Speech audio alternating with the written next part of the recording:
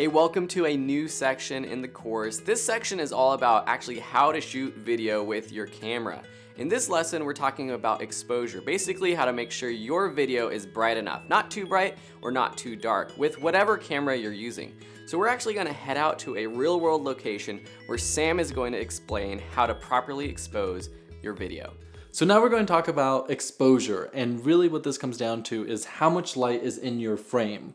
And we decided to do this in Phil's kitchen just because a lot of times in documentaries or even shooting something for yourself, you want to be in a natural environment. So when it comes to exposure, light is really what we're talking about. It's how much light is on your subject, how much light is in your frame, and there's 3 ways that you control this. With a smartphone, you won't necessarily set these, but they will be affecting your image. And for DSLRs or mirrorless cameras, it's really essential. And that's your shutter speed, your f-stop or iris or aperture, and your ISO. So the first is shutter speed. Back in the day, for an old film camera, this would be you take a photo and how quickly did that shutter expose your piece of film.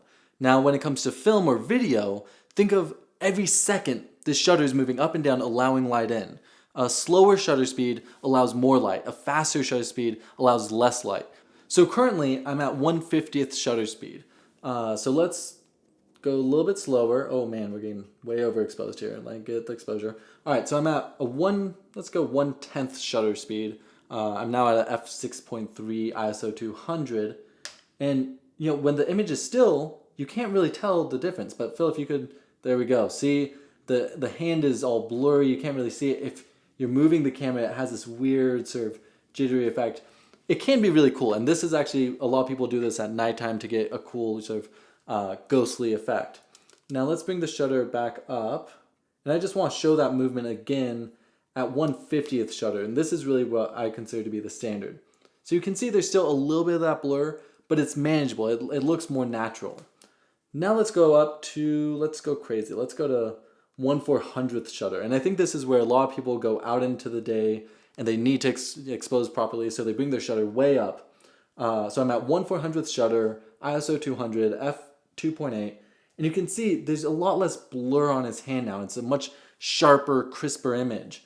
Some people like this effect. Saving Private Ryan's a great example of higher shutter stuff, but it can look a little too sterile, a little too digital for me. So personally, I like to shoot at 1/50th. Next is f-stop. It's how much light your lens is allowing in. So on the inside, there's an aperture. It's very similar to your eyes. When there's a lot of light, you'll have to close down the aperture, making a much smaller hole. If you want to allow more light in, you open it up. So we're at 2.8 here.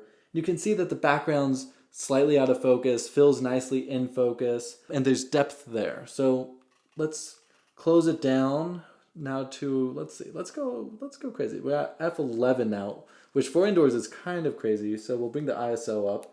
And now you can see that a lot more is in focus. You can see the background image, you can see Phil in focus, everything's kind of in focus. So this can be great if you're running and gunning, or maybe you're trying to have everything just look nice in frame and everything in focus. For me personally, I love being as open as possible. I think having that shallow depth of field is really the look I prefer, but it's different for everyone.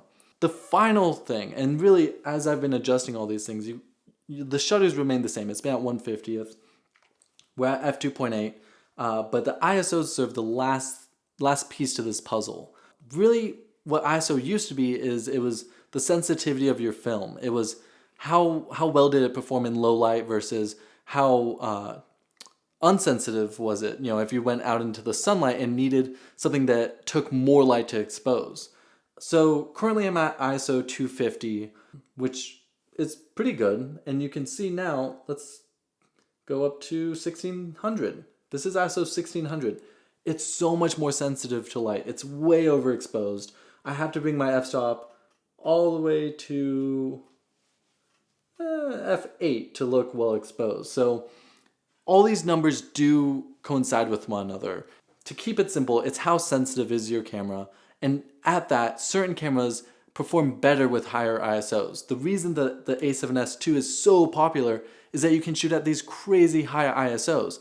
Other cameras are not so much. For a smartphone, the ISO sensitivity really only takes you so far because it's just a smaller camera, smaller sensor, all these other things. So those are really the essentials for exposure, and as we go into DSLRs and other cameras, we'll get more in depth about how you actually expose your image and how you use these tools. Because if you're trying to really get serious about filmmaking, while this can seem daunting and like a lot of information, it's something important to learn, and really it comes second nature after so long. So we'll get to that later, and now we're going to be talking about composition.